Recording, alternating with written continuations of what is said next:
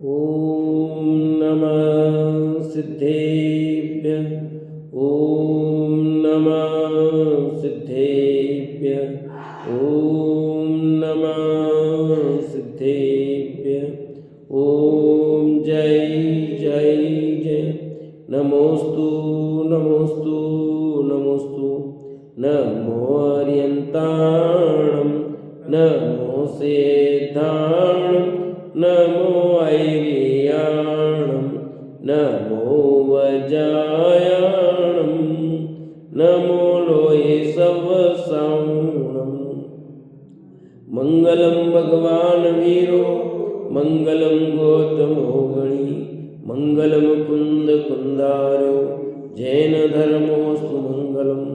सर्वमंगलम मांगल्यम सर्वकल्याणकारकम प्रदानं सर्वधर्माणां जैनं जयतु शासनं जैनं जयतु शासनं। त्युवणतिलियम देवं वंदिता त्युवणिंद परे पूज्यं वोचम अणुपेयाओ भव्य जनानंद जननियो। बोली जिनवाणी मात की जय हो। बोली सती मात की जय हो। कार्तिक के अनुप्रेक्षा नाम का ग्रंथ कार्तिक के स्वामी विरचित और धर्मानुप्रेक्षा भावना चल रही है अपनी, जिसमें 11 प्रतिमाओं की चर्चा। चौथी प्रतिमा प्रसूत प्रतिमा, उसकी चर्चा कल की थी। उसकी महिमा थोड़ा सा यह बताते हैं, उसके बाद अगली 5वीं प्रतिमा की चर्चा करेंगे। अब प्रसूत का मातम्य कहते हैं, पेज नंबर 170 और गाथा नंबर 377। अब प्रसूत का महात्म्य कहते हैं, एकम पी निरारंभम उवासम जो करे देव वसंतो भव संचय कम्मम सोनाणी खवदलीलाय। जो नानी यानी ज्ञानी सम्यक दृष्टि निरारंभम आरंभ रहित उपसंतो उपसंभाव मंद सहित होता हुआ एकम पी उपवासम करेदी एक भी उपवास करता है सो बहु संचय कम्मम लीलाय खवदी वह अनेक भवों में संचित किए बांधे हुए कर्मों को लीला मात्र में क्षय करता है। देखो क्या प्रसूत की महिमा है।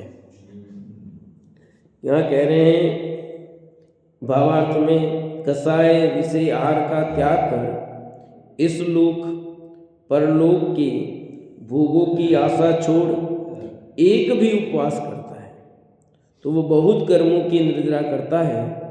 तो जो प्रसूत प्रतिमा धारण करके पक्ष में 2 उपवास करता है उसका क्या कहना, स्वर्ग सुख भोग कर मोक्ष को पाता है।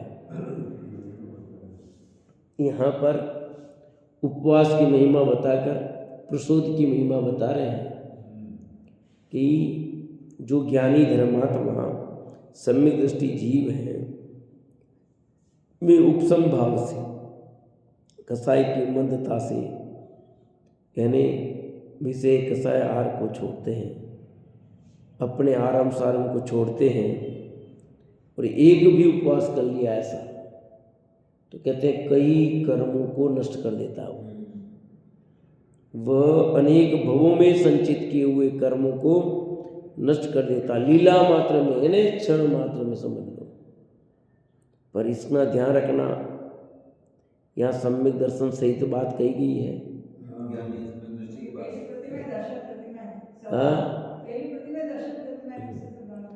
यहाँ पर तो अज्ञानी करे तो अज्ञानी करता तो उसके भी होता है, पर अज्ञानी का वो बात नहीं है। ज्ञानी के तो क्षण मात्र में कर्मों की निर्जरा होती है। ज्ञानी के क्षणमाई त्रिगुप्त ते सहज ठहरे थे, ऐसा लिखा नहीं। अज्ञानी के लिखा कोटि जन्म तप तपे ज्ञान बिन कर्म जरे जे। अज्ञानी करोड़ों तप तपे तो भी कर्म की निर्जरा जितनी होती है उतना ज्ञानी तो क्षण मात्र में मन वचन काय की स्थिरता करके कर देता है। इसलिए यहाँ बात ज्ञानी के लिए भैया पहले ही लिख दिया साफ साफ, एकम पी निरारंभो साहसम जो करे दिव संतो भोगो संचे कम सो नाणी खवदी लीलाए। सो नाणी वह ज्ञानी, देखा ना, सो नाणी है वह ज्ञानी, खवदी लीलाया, लीलाया मने लीला मात्र में, खवदी नष्ट कर देता है। किनको? कि बहुत संचित किए हुए कर्मों को क्षण मात्र में नष्ट कर देता है। ज्ञानी की ये है। तो यहाँ शब्द लिखा कसाय विषय आहार का त्याग कर, 3 चीज आई, कसाय का भी, विषय का भी और आहार का। आहार का त्याग, अज्ञानी आहार का त्याग करता मात्र, वो भी अगली गाथा में उसकी चर्चा करेंगे, अभी उसकी बात भी आ रही है। आहार त्याग करते खाली यहाँ 3 जो चीज़ें हैं, कसाय, विषय और आहार। उपवास करने का मतलब ये 3 चीज़ है। कसाय छूटी नहीं, विषय छूटा नहीं और आहार छूटे तो क्या हो खाली। इसलिए कसाय भी छूटनी चाहिए, विषय भी छूटना चाहिए और आहार भी छूटना चाहिए। कई लोग हैं ना 10 लक्षण में 10-10 उपवास करते हैं, अष्टानिकम में, फिर भोजन आदि करवाते हैं, फिर कहते उसको तो नहीं बुलाना मेरे भैया, उसको तो नहीं बुलाना है, तुम्हारी कसाय तो छूटी ही नहीं।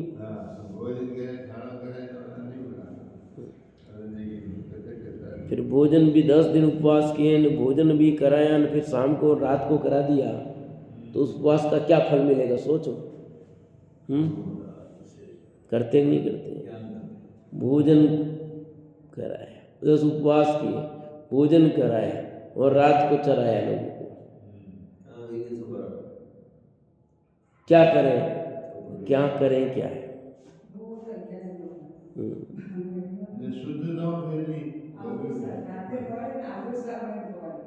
अपने तो शादी में खिलाए नहीं, सबको कह दे जिसको खाना पहले खा लो भैया, बात खत्म, व्यवस्था नहीं है। ओलंबा भी दिया जिन्होंने, नहीं भूखा मरे क्या, भूखा क्यों मारा, पहले खिला ले, पहले खा लो, दिया तो दिया, चलता रहता है। अपने तो व्यवस्था है भैया। कसाय विषय आहार का त्याग कर, इस लोक परलोक के भोगों की वांछा छोड़कर, आशा छोड़कर, फिर अगली बात और जोड़ दिया, इस लोक की या परलोक की कोई भी विषयों की आशा नहीं होनी चाहिए, क्योंकि पहले के दिन कसाय विषय आहार का त्याग किया, तो इस लोक और परलोक की आशा की तो बात ही न ये लोक की आस है न परलोक की आस है। एक भी उपवास करता है, एक भी उपवास करता है, पर ये सब शर्तें ध्यान रखना है। ऊपर क्या तो पढ़े ही नहीं, खाली एक ही उपवास करता है ऐसा पढ़े तो फिर गड़बड़ हो जाए। इतनी सब बातें लगाई है कि कसाय विषय आहार को छोड़ करके, और ये नहीं लगाए खाली उपवास करने का फल माने तो क्या हो। वो बहुत कर्मों की निर्जरा करता है। जो ज्ञानी इस प्रकार उपवास करता है तो उसकी बहुत कर्मों की निर्जरा करता है, तो वो प्रसोद प्रतिमा धारण करके पक्ष में 2 उपवास करेगा। पक्ष माने पखवाड़ा, 15 दिन का एक पखवाड़ा होता है ना, शुक्ल पक्ष और कृष्ण पक्ष, है ना। पक्ष मतलब कृष्ण पक्ष और शुक्ल पक्ष। तो एक पक्ष में एक अष्टमी आती है और एक चतुर्दशी आती है। आपके प्रश्न का समाधान आ रहा है अभी, कल पूछा था ना प्रश्न आपने, अभी आ रहा समाधान। मैं 2-3 बार आपको याद कर चुका, मन में आई नहीं उनका प्रश्न का उत्तर है कि यहाँ ये कृष्ण पक्ष है उसमें भी 2 और शुक्ल पक्ष में भी 2, एक अष्टमी एक चतुर्दशी, एक अष्टमी और एक चतुर्दशी। तो कहते जो ऐसा उपवास करेगा तो उसका तो कहना ही क्या, जब नियम पूर्वक प्रसुद्ध उपवास करेगा सप्तमी, अष्टमी, नवमी, 13, 14 और पूर्णमी अमावस्या। तो ऐसे पुरुषोत्तम उपवास जो करेगा उसका फल तो सर्वोत्कृष्ट मिलेगा ना। एक कारण तो अंदर की शुद्धि की वृद्धि बढ़ी और बाहर में भी इस प्रकार का पालन करता है। स्वर्ग सुख भोग कर मोक्ष को पाता है वो जीव। यदि मुनि व्रत धारण कर लिया और पूर्ण तैयारियां तो उसी भव से मोक्ष भी जा सकता है, और नहीं तो ग्रस्त अवस्था की बात चल रही है यहाँ पर भी, इसलिए स्वर्ग सुख की बात लिखी। स्वर्ग सुख प्राप्त करेगा, फिर मनुष्य बनेगा, फिर अपना काम करके मोक्ष को प्राप्त चला जाएगा। अब आरंभ आदि के त्याग बिना उपवास करता है उसके कर्म निद्रा नहीं होती, ऐसा कहते हैं। ठीक है, अब आरंभ आदि के त्याग बिना उपवास करता है ना, उसके कर्म की निद्रा नहीं होती, ऐसा कहते हैं। उपवासम कुवंतो आरंभम जो करे दिमोहादो सोनियदेयम सोसदी न जाड़े कम्मले संपी। उपवासम कुवंतो आरंभम जो करे दिमोहादो सोनियदेयम सोसदी न जाड़े कम्मले संपी। जो उपवासम कुवंतो, जो उपवास करता हुआ, मुहादो आरंभम करेदी, गृह कार्य के मुंह से घर का आरंभ करता है, सो नियदेयम सोसदी, वह अपने देह को छीन करता है, कमले संपी न जाड़े, कर्ण निद्रा तो लेस मात्र भी उसके नहीं होती। कहाँ गए ने विमल जी? अरे अब उनके कह रहे थे बाहर अब शब्द पावे कि जो विषय कसाय छोड़े बिना केवल आहार मात्र ही छोड़ता है, घर के सब कार्य करता है, वह पुरुष देही का केवल शोषण करता है, उसके कर्ण निद्रा लेस मात्र भी नहीं होती है। क्या घर कार्य आरंभ सारंभ कुछ छोड़ता ही नहीं है, विषय कसाया छोड़ता ही नहीं, सिर्फ आहार छोड़ता है। आहार छोड़ेगा तो क्या होगा कि शरीर क्षीण तो होगा जरूर, पर आत्मा का कुछ नहीं होना है, कर्म की निद्रा नहीं होगी। तो कौन करे फिर? खाना कौन बनाए? तो ये तो पुरुष के लिए लिखा ना, वो पुरुष देगा ही केवल, कि कोई भी पुरुष, तो स्त्री तो कर सकती है फिर, ऐसा तो नहीं है यहाँ स्त्री करो कि पुरुष करो, जो भी करेगा वो सबके लिए बात है भैया। सामान्य शब्द है, पुरुष तो कॉमन है, मनुष्य के रूप में प्रयुक्त है। समझो कि जो भी व्यक्ति सिर्फ आहार का त्याग करता है, ग्रारंभ नहीं छोड़ता है, तो उसको विशेष लाभ नहीं होता, शरीर क्षीण होगा, कर्मों की निद्रा नहीं होगी। उपवास करते क्यों पहले? क्यों उपवास करते हो पहले ये पता होना चाहिए। क्यों किया उपवास? सब करते हैं, हम करते हैं तो और भी जीरो। उपवास करने का फल तभी मिलेगा जब उसका हेतु पता और उसके अनुसार करे तो ठीक है। वह पंडित जी ऐसा करते हैं कि अब नहीं करेंगे, उपवास करेंगे ही नहीं, क्योंकि काम तो करना ही पड़ता है घर का।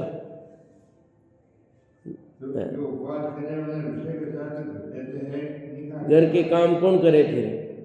भाई अकेले हैं, फिर बच्चे हैं, उनका खाना भी बनाना पड़ेगा, सब करना पड़ेगा, खास महिलाओं की ना माने,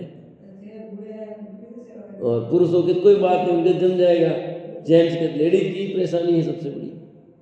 यहाँ तो लेडीज हो कि जेंट्स हो, कोई भी हो, देखो जो चीज़ जो होती है वैसी चलेगी। यहाँ पर नियम तो वही रहेगा भैया। विषय कसाय आरंभ नहीं छोड़ता है तो उसका फल नहीं मिलता भैया। स्पष्ट लिखा ना, मोह लिखा, गृह कार्य के मोह से घर का आरंभ करता है, तो मोह है ना घर का, पति के प्रति, बेटों के प्रति, घर के प्रति सब मोह है, तभी तो कर रहा हो। तो विषय कसाय छूटा ही नहीं, फिर कर रहे हो। तो जितना करे उतना सही,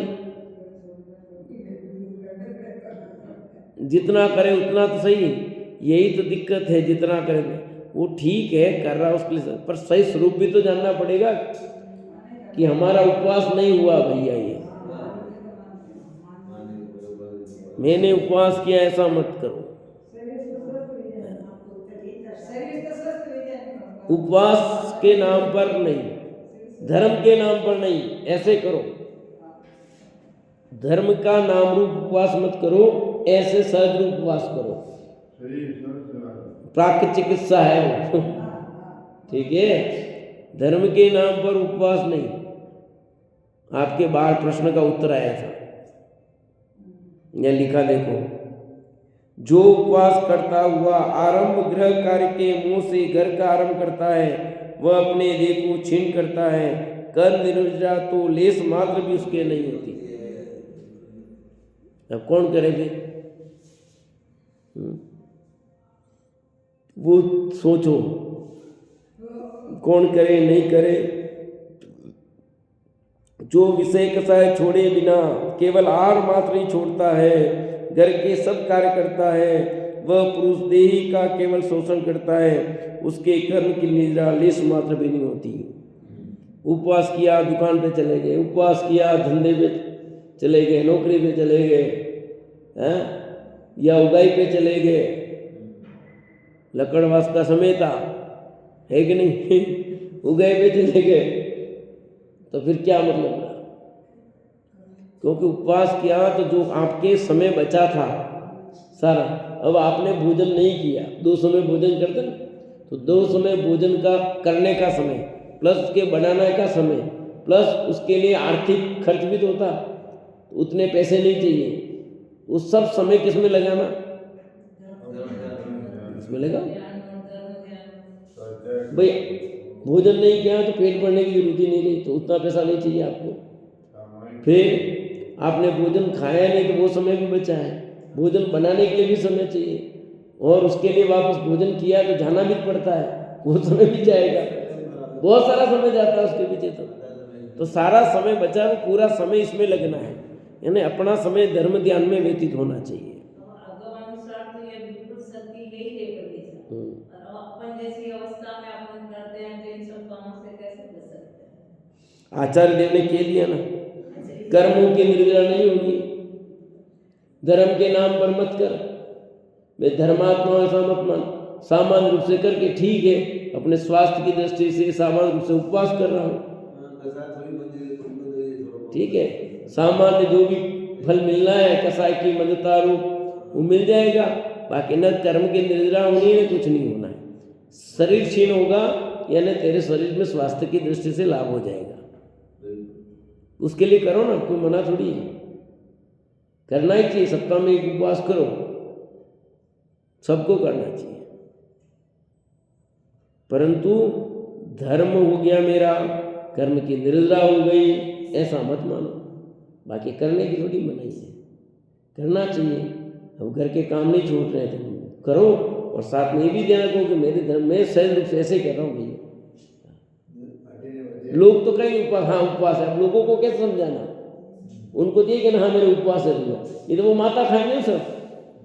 अब जगत के जीवों को तो क्या समझाना, उनको तो यही कहना पड़ेगा भाई मेरे उपवास है, पर अपने अंदर में श्रद्धा पूरी रखनी कि मेरे उपवास अभी हुआ नहीं, कि उपवास तो जैसा बताए वैसे ही होता है भैया। अपने अंदर में क्लियर होना चाहिए, बाहर में तो जो सिस्टम चलता है जैसा कहता है वैसा कहना पड़ेगा, नहीं तो लोग पागल समझेंगे, नहीं दूसरी बात करेंगे, अपने को उसके चक्कर में नहीं पड़ना, ठीक है। तो इस प्रकार यहाँ पुरुषोत्त की महिमा और उपवास के संबंध में सारी चर्चा की। अब आगे 5वीं प्रतिमा सचित्र त्याग प्रतिमा को कहते हैं।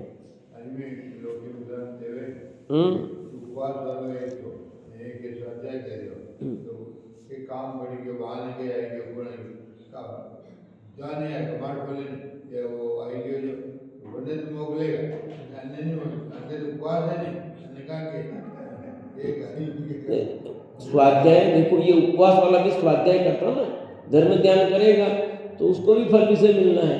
वो लोग की दृष्टि से उदाहरण दिया गया है सामान्य रूप से। इसने तो उपवास किया है ना स्वाध्याय, तो स्वाध्याय वाले की महिमा नहीं आती, जबकि स्वाध्याय परम तप है। परंतु थोड़ा अंतर तो है। स्वाध्याय उपवास वाला भी तो स्वाध्याय करेगा, चिंतन मनन करेगा, गिरारम छोड़ेगा। उसने नहीं छोड़ा ना, इसलिए कहा वो उपवास करके इसने गिरारम नहीं छोड़ा, इसे कैसा नहीं छोड़े, इसलिए कहा। और दूसरा, जैसे जैसे ऊपर चलते हैं तो उसमें तप की निर्जरा विशेष है।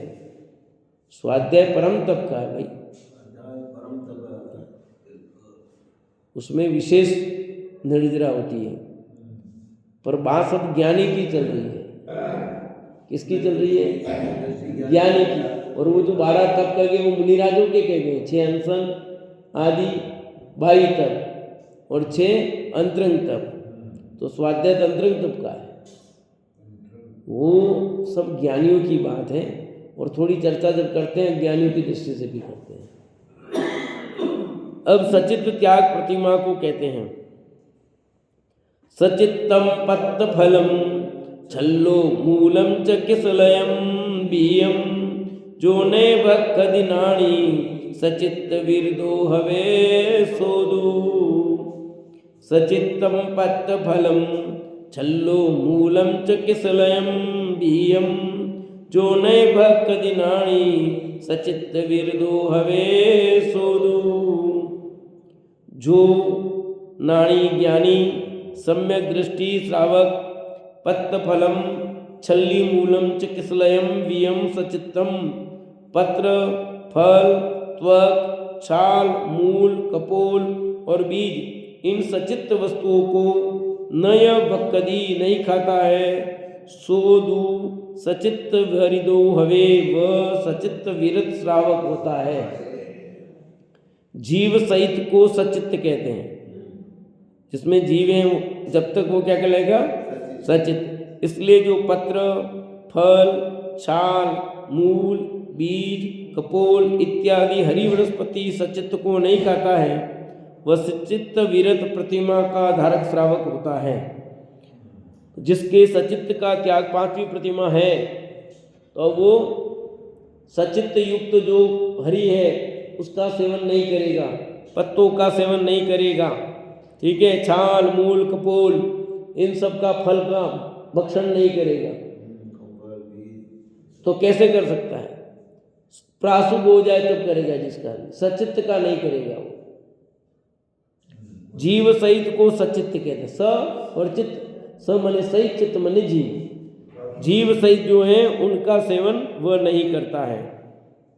और आगे लिखा,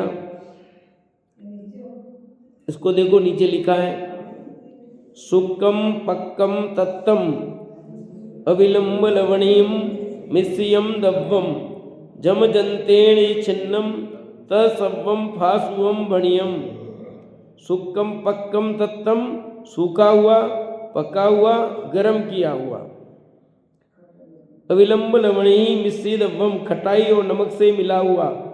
जम जंतेण छिन्नम, तथा जो यंत्र से छिन्न भिन्न किया हुआ अर्थात सौदा हुआ हो। तब सव्वम फासुवम भणियम, ऐसा सब हरित का है प्रासुक जीव रहित अचित्त होता है। आया समझे? मैं खोल रहा था, यही बात आपको कही मैंने कि यहाँ अचित्त का सचित्त का मतलब क्या? जो आपने प्रासुक नहीं किया जब तक उसका नहीं। जैसे फल है तो ऐसे सीधे फल नहीं खा सकते आप, उसके पीस करके खा सकते। पीस कर दिए तो अचित्त हो गया। और आप उसको सीधा खाते हो तो वो सचित्त है। उसके पीस करके खाना, सीधे नहीं खाना। देखो यहाँ लिखा सूखा हुआ पका हुआ गरम किया हुआ खटाई तथा नमक से मिला हुआ तथा अन्य यंत्र से छिन्न भिन्न किया हुआ। आ गया वही सौदा हुआ हो, ऐसा सब हरित का है प्रासुक होता है। अब सब्जी खाएगा कि? अब आपका प्रश्न ये उठता था मन में पढ़ने के पहले कि वो जिसके सचित्त त्याग का है वो हरी सब्जी खाएगा कि नहीं खाएगा?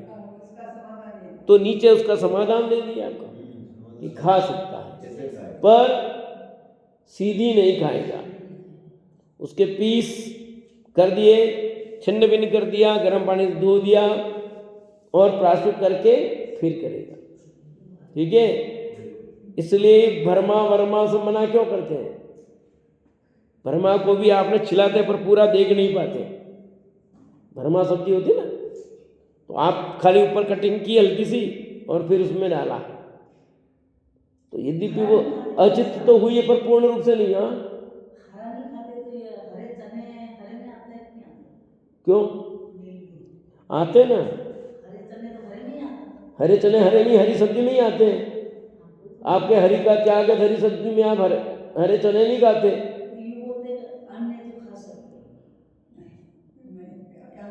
मटर भी अन्न नहीं है, चने भी अन्न नहीं है, भुट्टा भी अन्न नहीं है, ये सब हरे हैं ना, तो नहीं खा सकते यदि हरि का त्याग है तो। अब अगला सचित त्याग की बात है, उसमें तो आपने छिन्न भिन्न कर दिया तो आप सेवन कर सकते हो, वो अलग है। दोनों में अर्थ समझना बराबर। जैसे आज 14 है मेरे, या अष्टमी और मेरे को हरी नहीं खानी है तो मैं नहीं खाऊंगा, न तो पीस करके खाऊंगा न बिना पीस के, कैसे भी नहीं खाऊंगा। न चने लीवे, न तो लीवे खाऊंगा न मटर खाऊंगा।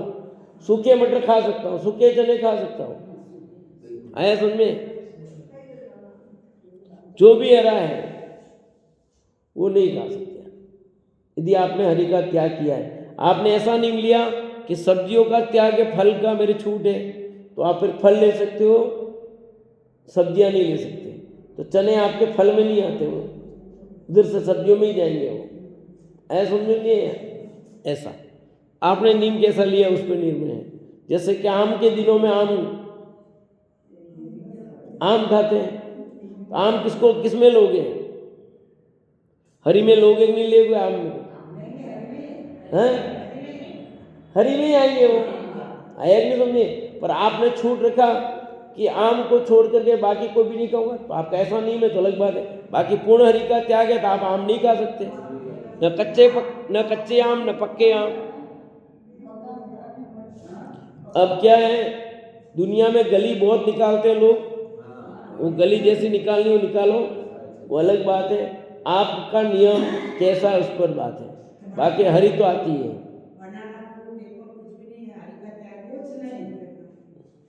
क्या मतलब? क्या कहा? वो तो हरि में ही है ना, वो तो हरि में ही है आपका।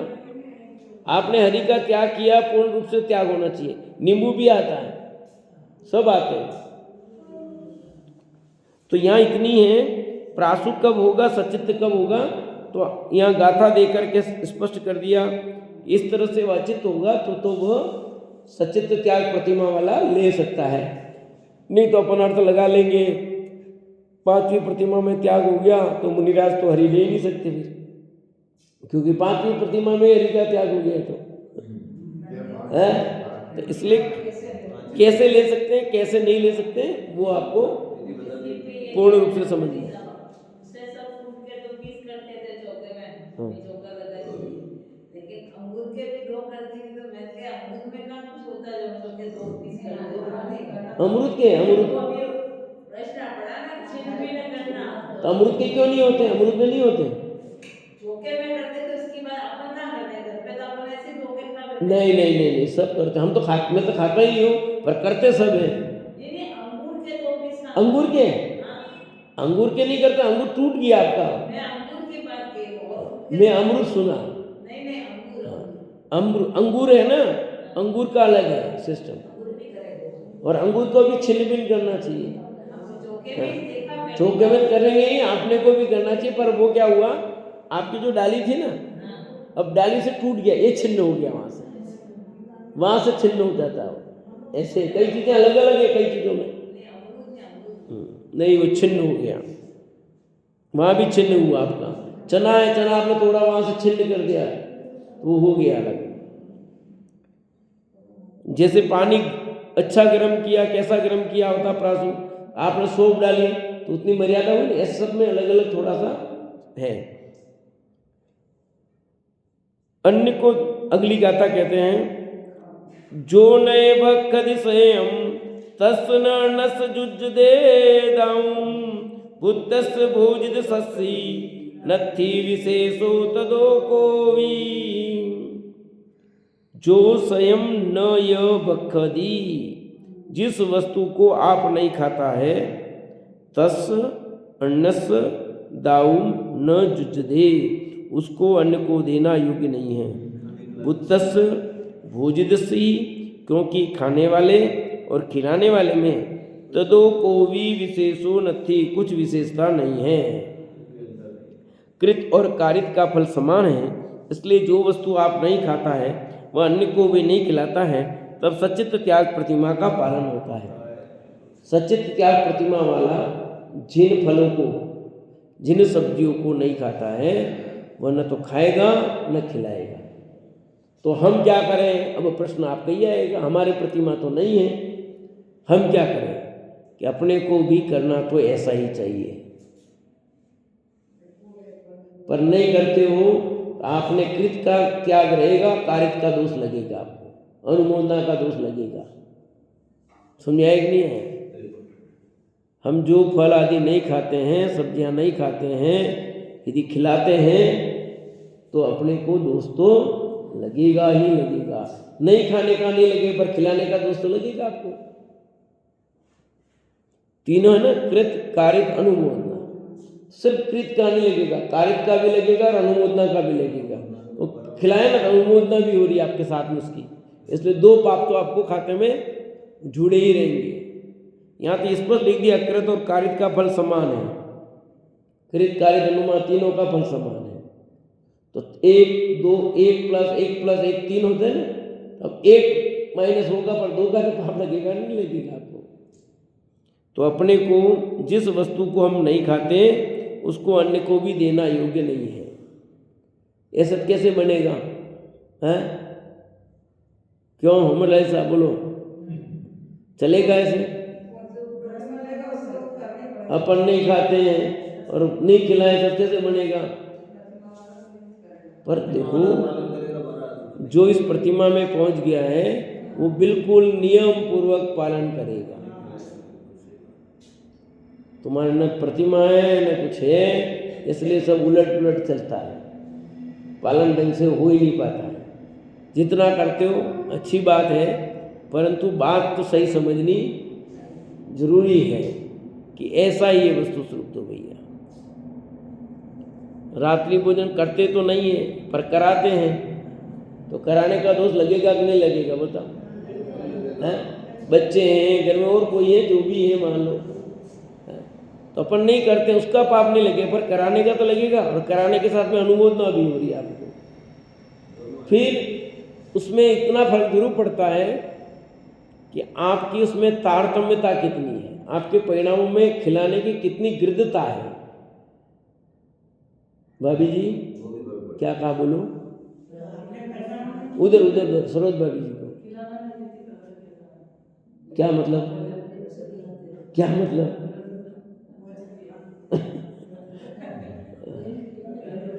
कि आप एक तो मजबूरी में खिलाना पड़ रहा है, इच्छा नहीं है और मजबूरी में खिलाना ही पड़ रहा है, क्या करो? एक अनिच्छा भाव से खिला रहे हो और एक देखो भूखे मारेंगे क्या? सब खिलाना ही पड़ता है, कैसे नहीं खिलाएंगे? नहीं खिलाएंगे भूखे मरेंगे रोज क्या? आपके कहने से क्या होता है? सब बढ़िया खिला के बढ़िया प्यान से वक्त से आनंद पूर्वक प्रसन्नता पूर्वक तो खिलाता है, तो उसमें विशेष दोष है। तो क्या हम गुस्से में खिलाएं? गुस्से में खिलाने को थोड़ी कहा जा रहा है, गुस्से में भी नहीं खिलाना, तो प्रसन्नता से खिलाना, गुस्से में नहीं कहा जा रहा है। यानी अंदर का आपका परिणाम कैसा है उसकी बात चल रही है। आपको खिलाने का भाव नहीं है, बिल्कुल रत्ती इच्छा नहीं है, पर बहुत मजबूरी है, जो मजबूरी है पराधीनता है उसके कारण आप खिलाना पड़ रहा है। तो अंदर में यही कि देखो कैसी मेरी पराधीनता है कि मैं चाहते हुए भी नहीं चाहते हुए भी मुझे खिलाना पड़ रहा है। कैसा मैंने पाप किया, मैंने कैसा अपराध किया पूर्व में कि ऐसी मजबूरी है कि मुझे खिलाना पड़ रहा है नहीं चाहते हुए भी। प्रभु ऐसा अवसर न मिले मैं तो वह शुभ घड़ी प्राप्त करना चाहता हूँ। ऐसे अंदर में भाव करके वो खिलाता है, खिलाना नहीं चाहिए पर खिला रहा मजबूर है ना, तो उसको पाप कुछ कम लगेगा, इतना जरूर है। पर पाप नहीं लगेगा ऐसा तो है ही नहीं। आया सब में एक नहीं फर्क है। सब परिणामों पर है आपका, परिणाम में कितनी आपकी वो है, कितनी है। आप रात्रि भोजन करते हैं तो करने में आपकी कितनी दृढ़ता उस पर निर्भर है। रात्रि भोजन करने का महापाप है और आप कितनी उसमें वो करते हो उस पर और ज्यादा पाप लगेगा। अच्छा दिन का भोजन रात सब में है ऐसा।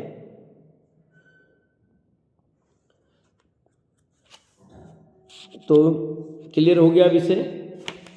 एक गाथा और इसकी है और पढ़ते हैं। क्या कहते हैं? चो वज्जति सचित्तम दुज्जे जिया वणिज्या तेन दयभावो होदिकियो जिणवैणम पालियम तेन। जो श्रावक सचित्त का त्याग करता है उसने दुर्जय जीवा इंद्रिय को भी जीत ली तथा दयाभाव प्रकट किया और उसी ने जिन देव के वचनों का पालन किया। क्या कहा? सचित्त का त्याग किया ना, इसका मतलब क्या समझते हो आप? उसने बहुत बड़ा काम कर लिया, कितने जीवों की रक्षा कर ली। दुर्जय जीवा इंद्रिय लिखा है, दो इंद्रिय पर विजय प्राप्त करना कठिन लिखा। एक स्पर्श इंद्रिय और एक रसना इंद्रिय। घ्राण चक्षु कर्ण इंद्रिय पर विजय प्राप्त करना ज्यादा कठिन नहीं है। सबसे ज्यादा कठिन है स्पर्श इंद्रिय और रसना इंद्रिय। यहीं पर आदमी घायल होता, दोनों पर ही। तो यहाँ का जीवा इंद्रिय को भी जीत ली तथा दयाभाव प्रकट किया, उसी ने जिन देव के वचनों का पालन किया। दया धर्म का मूल का, तब पालन कौन करेगा? वही करेगा। सचित्त के त्याग में बड़े गुण हैं। जीवा इंद्रिय का जितना होता है, प्राणियों की दया का पालन होता है, भगवान के वचनों का पालन होता है। क्योंकि हरित का यदि सचित्त में भगवान ने जीव गए सो आज्ञा का पालन हुआ। भगवान ने उसमें जीव का, तो तेने जीव मान लिया, इसलिए लिखा है ना, तो तेने आज्ञा का पालन किया। इसके अतिचार सचित से मिली वस्तु तथा सचित से संबंध रूप इत्यादि के इन अतिचारों को नहीं लगाए तब शुद्ध त्याग होता है। तभी प्रतिमा की प्रतिज्ञा का पालन होता है। भोगोपभोग व्रत में तथा देशावकाशिक व्रत में भी सचित्त का त्याग का है, परंतु निरतिचार नियम रूप नहीं है। वहां इस प्रतिमा में नियम रूप निरतिचार त्याग होता है। ऐसे सचित त्याग पांचवी प्रतिमा और 12वें वेदों में छठे वेद का वर्णन किया। तो इस प्रकार यहाँ सचित त्याग में कितनी बातें लिखी? नंबर 1, जीवा इंद्रिय को विजय प्राप्त होती है। दूसरा, प्राणियों के दया का पालन होता है। और तीसरा, भगवान के वचनों का पालन होता है। 3 बातें आ गई सचित त्याग में। दया भी आई है, जीवा इंद्रिय पर विजय भी होगा तभी कर सकता है, और भगवान की आज्ञा का पालन भी होता है। तो ऐसे सामायिक प्रतिमा का स्वरूप का आगे अपन चर्चा रात्रि भोजन त्याग की करेंगे।